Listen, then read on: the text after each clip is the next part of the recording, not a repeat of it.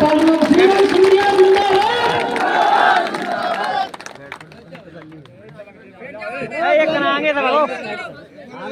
मंच पे आसीन हमारे साथ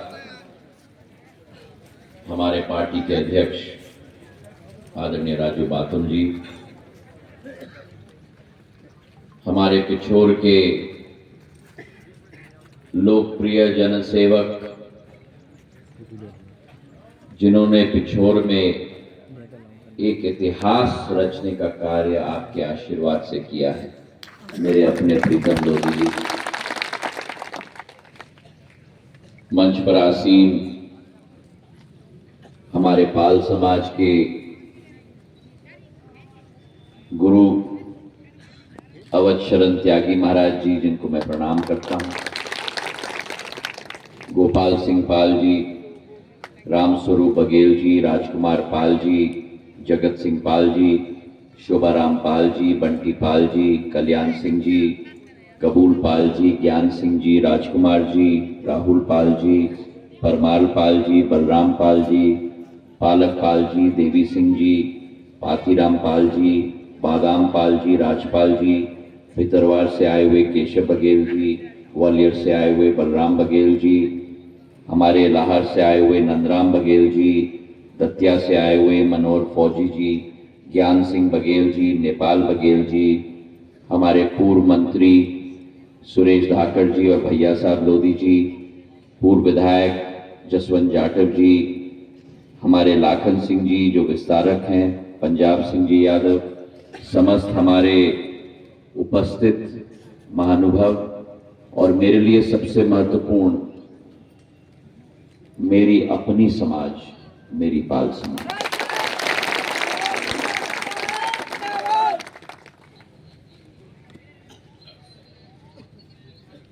ये वो समाज है जिस समाज ने बड़ी शालीनता से, बड़ी कर्मठता से भारत की एकता और अखंडता बनाने में अपना योगदान पिछले 1000 वर्षों से दिया है। आपका समाज कोई साधारण समाज नहीं है।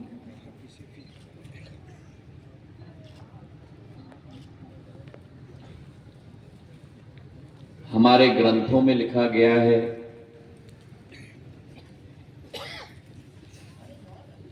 कि जब जब किसानों पर संकट का समय आया तो भगवान शिव ने उनकी मदद के लिए पाल समाज को भेजा।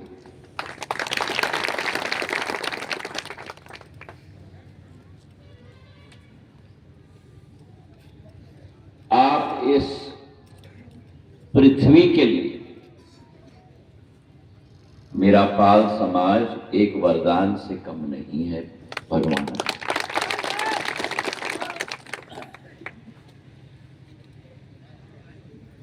शुरुआत से पशुपालन से शुरुआत हमारे समाज ने की,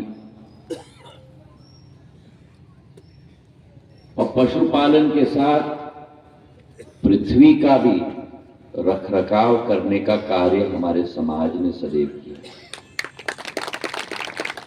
और आज उस पशुपालन और उस पृथ्वी का रखरखाव से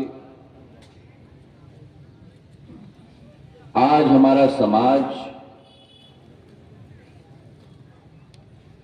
शिक्षा के श्रेणी में उच्च से उच्च स्तर पर पहुंच चुका है, और मां सरस्वती के आशीर्वाद से मेरा पाल समाज देश और दुनिया को शिक्षा प्रदान करने में पूर्ण रूप से आज सफल हो चुका है। चाहे शिक्षा की बात करें, व्यापार की बात करें, रोजगार की बात करें, मानव जाति का कोई क्षेत्र ऐसा नहीं है जहां पाल समाज ने अपनी अमीठ छाप न छोड़ी हो। और क्यों ना हो ये,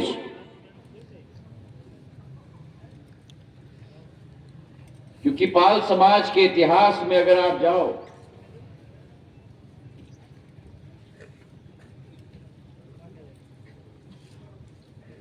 पांच सौ वर्ष पूर्व, 400 वर्ष पूर्व, तो कित्तूर रियासत के हमारे राजा, महान योद्धा संगोली रायना ने, जो आपके पूर्वज थे, अपने मरते दम तक अंग्रेजों की एड़ी चोटी करवा दी थी मेरे भाइयों का।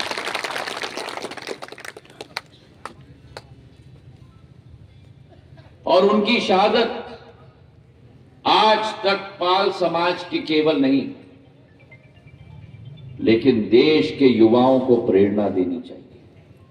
और मैं निवेदन करूंगा पाल समाज के हमारे सभी लोगों कि जब ऐसे सामाजिक आयोजन होते हैं, आपके समाज के वीर योद्धाओं का मंच से उनका विवरण होना चाहिए, ताकि आने वाली पीढ़ी भी उन वंशज और पूर्वजों से प्रेरणा लेकर अपना जीवन का व्यापन कर सके।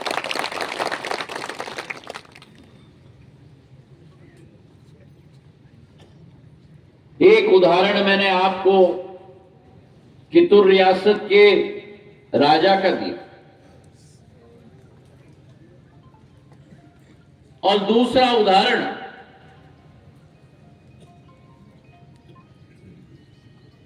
मेरे दिल के साथ जुड़ा हुआ उदाहरण केवल नहीं है, मेरे रग रग और मेरे खून के साथ जुड़ा हुआ उदाहरण है। और वो उदाहरण है मराठा साम्राज्य की सबसे अलौकिक महारानी देवी अहिल्याबाई होलकर।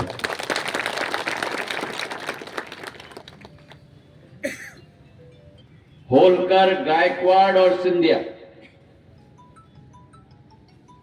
ये तीनों छत्रपति शिवाजी महाराज के सर्वप्रथम सेनापति थे। और इन तीनों सेनापतियों ने छत्रपति शिवाजी महाराज का जो स्वप्न था, उनका संकल्प था, हिंदवी स्वराज स्थापित करने का। और उस जमाने में 15वीं सदी में छत्रपति शिवाजी महाराज हर आक्रमणकारी के विरुद्ध लड़े, मुगल हो, पोर्तुगीली हो, जिंजी का राजा हो, अंग्रेज हो। और उस जमाने में जो नौसेना खड़ी कर दी थी, शायद विश्व में किसी राजा के इतनी बड़ी नौसेना नहीं थी जो छत्रपति शिवाजी महाराज की नौसेना थी, जिसको मान्यता अगर किसी प्रधानमंत्री ने दिया तो 75 वर्ष बाद वही मां भारती का सुपुत्र प्रधानमंत्री नरेंद्र मोदी जी ने भारतीय नौसेना में शिवाजी महाराज का झंडा लगाकर और सिंबल लगाकर छत्रपति शिवाजी महाराज को श्रद्धांजलि अर्पित की। और उसी मराठा परिवार में देवी अहिल्याबाई होलकर ने आपके समाज के लिए नहीं, मराठा समाज के लिए नहीं, लेकिन संपूर्ण भारत की आजादी के लिए और एकता अखंडता के लिए अंतः तक लड़ाई लड़ी।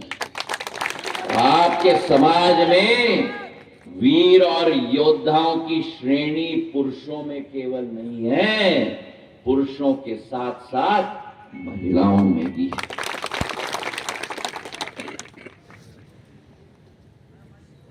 कितने समाजों में ये क्षमता है? बिरला समाज होंगे, अपने आप घुड़सवारी करके हाथ में तलवार लेकर अपनी सेना का नेतृत्व युद्ध भूमि में करती थी।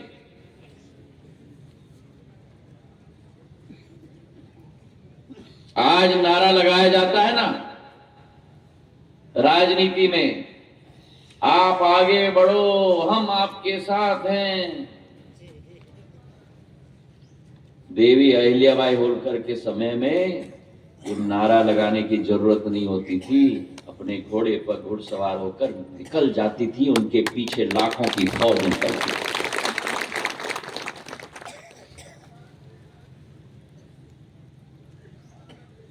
और उनका एक संबंध मेरे पूर्वज के साथ, महाजी महाराज और महाजी महाराज की बहू बैजाबाई महारानी, महाजी महाराज जिन्होंने छत्रपति शिवाजी महाराज का सपने को साकार किया। 1771 में पहले हिंदू राजा जिन्होंने दिल्ली के लाल किले पर नाग निशानी झंडा फहराकर गाड़ के रख दिया मेरे भाई और बहन। और उनका और देवी अहिल्याबाई होलकर का एक भाई और बहन का रिश्ता था।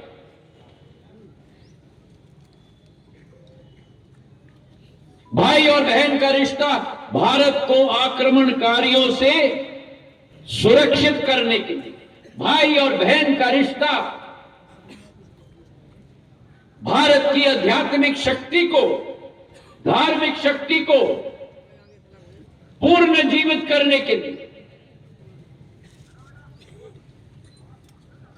और महाजी महाराज और देवी अहिल्याबाई होलकर ने मिलकर धार्मिक और आध्यात्मिक शक्ति देश की पूरे केवल संरक्षित करने के कार्य नहीं किया, लेकिन पूरे भारत में मंदिर और धर्मशालाओं की श्रृंखला बनाने का कार्य भाई बहन ने दोनों मिलकर किया।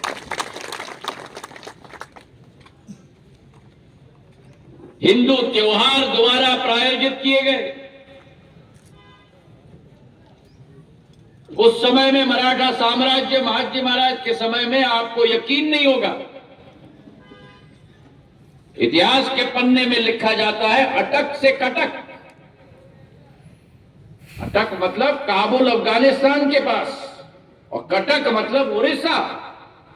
अटक से कटक गुजरात के भारूच से लेकर प्रयागराज इलाहाबाद तक ये मराठा साम्राज्य था उस समय।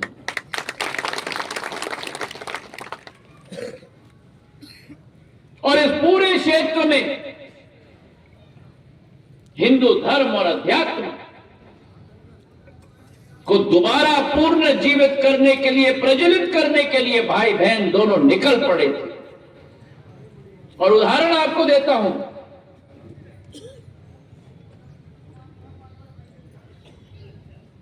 देवी अहिल्याबाई का नाम लेते हैं तो इंदौर की बात की जाती है, महाजी महाराज का नाम लेते हैं तो ग्वालियर की बात की जाती है। पर आपके समाज के देवी अहिल्याबाई ने और मेरे पूर्वज महाजी महाराज ने, दोनों ने मिलकर मंदिरों की स्थापना, धर्मशालाओं की स्थापना, काशी से लेकर गया तक, गया से लेकर सोमनाथ तक, सोमनाथ से लेकर अयोध्या तक, अयोध्या से लेकर मथुरा तक, मथुरा से लेकर हरिद्वार तक, हरिद्वार से लेकर कांची तक, कांची से लेकर अवंती तक, अवंती से लेकर द्वारका तक, द्वारका से लेकर बद्रीनारायण तक, बद्रीनारायण से लेकर रामेश्वर तक, रामेश्वर से लेकर जगन्नाथपुरी तक।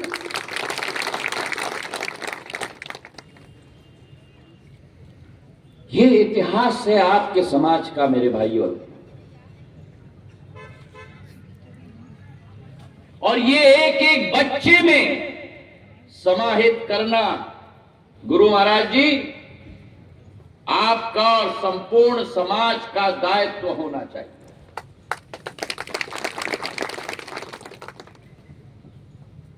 दो 200 वर्ष जो अंग्रेज और 300 वर्ष जो मुगलों ने राज किया इस देश में,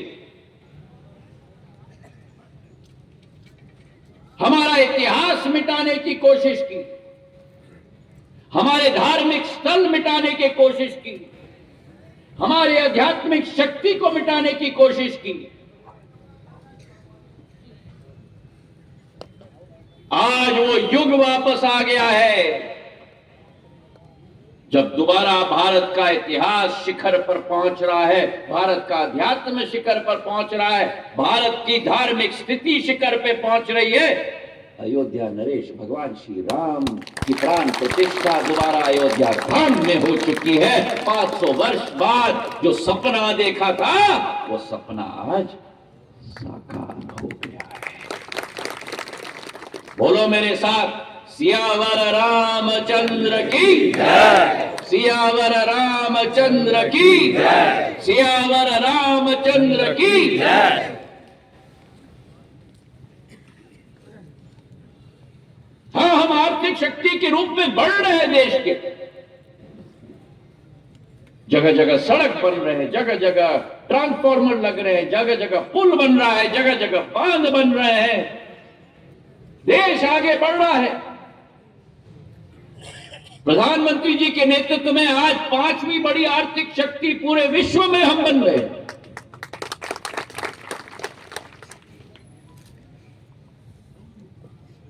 पर क्या केवल आर्थिक शक्ति हमारी क्षमता है? नहीं, हमारी आध्यात्मिक शक्ति हमारी क्षमता है, क्योंकि भारत की जो आध्यात्मिक शक्ति है वो किसी देश के पास नहीं है विश्व में। प्रधानमंत्री जी हाथ में मशाल लेकर कश्मीर से लेकर केदारनाथ और बद्रीनाथ तक, काशी विश्वनाथ तक, महाकाल लोक तक, रंगनाथ स्वामी मंदिर तक, देश का आखिरी पॉइंट जहां से सेतु लगता है श्रीलंका तक और अयोध्या तक भारत की आध्यात्मिक शक्ति को दोबारा पूर्ण जीवित करने का कार्य कर रहे हैं मेरे भाई और बहनों।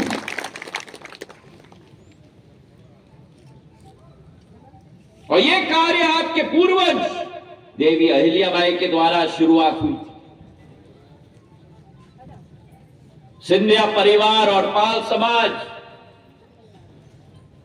एक ही दिल के दो भाग हैं।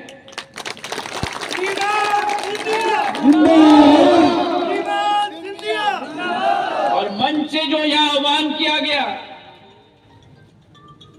बलराम जी द्वारा, नंदलाल जी द्वारा, केशव जी द्वारा, गोपाल जी द्वारा,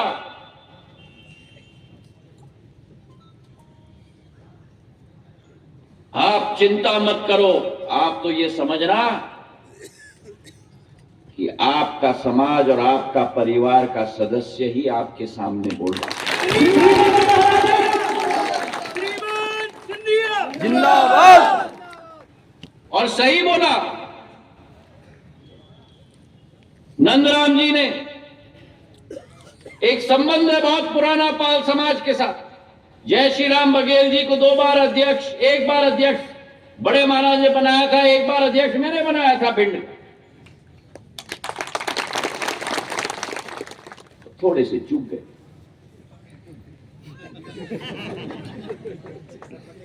कौन चूक गए? नंदराम जी। क्यों भूल गए? जय श्री राम बघेल जी को टिकट भी मैंने दिया था विधानसभा चुनाव लड़ने में।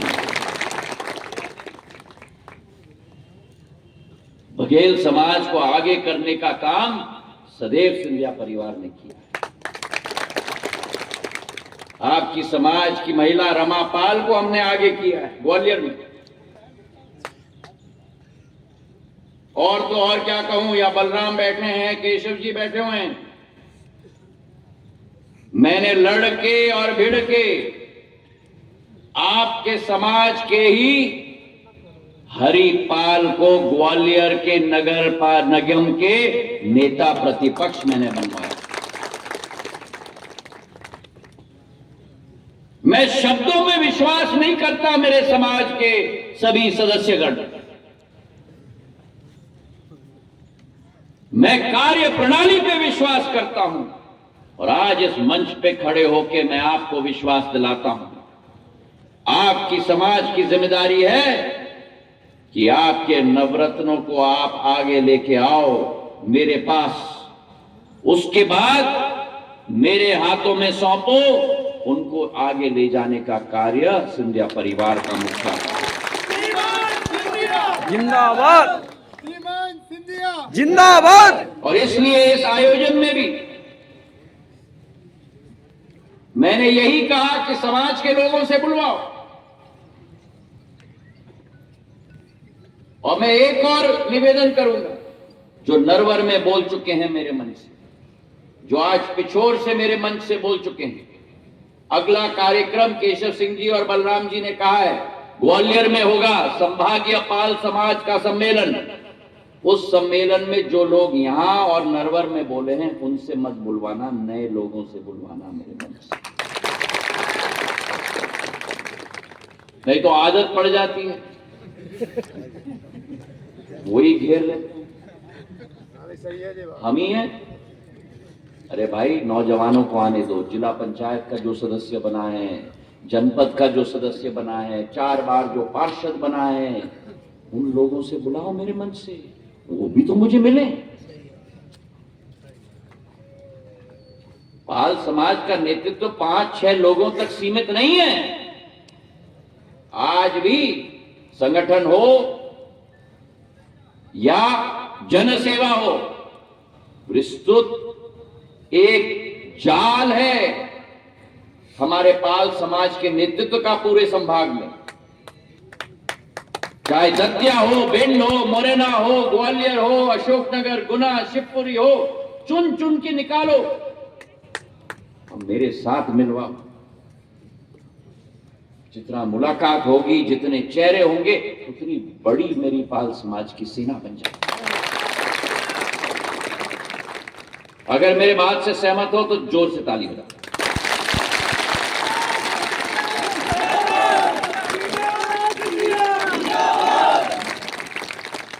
आप लोगों की जिम्मेदारी है, मैं निवेदन करूं कि मेरी परिचय समाज के अंदर बढ़ाने की। आपकी जिम्मेदारी नहीं है कि मुझे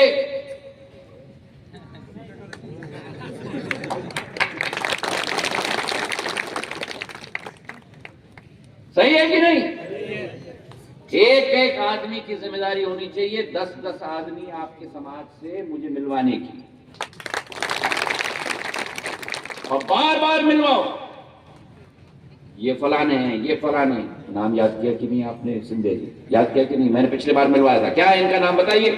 हाँ, अभी तो रिश्ता बनता है। जितनी मेहनत आप करोगे उससे ज्यादा 10 गुना मेहनत मैं करूंगा। ये रिश्ता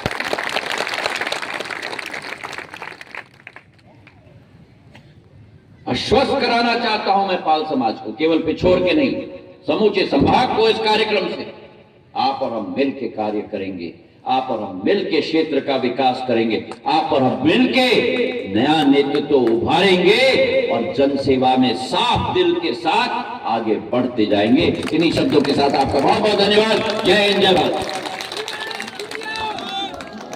श्रीमान सिंधिया, श्रीमान सिंधिया। और अब हमारा ये अगला कार्यक्रम बस स्टैंड पर है। सभी से विशेष आग्रह है, सभी लोग बस स्टैंड पर चलें। महाराज साहब का कार्यक्रम अब बस स्टैंड पर है।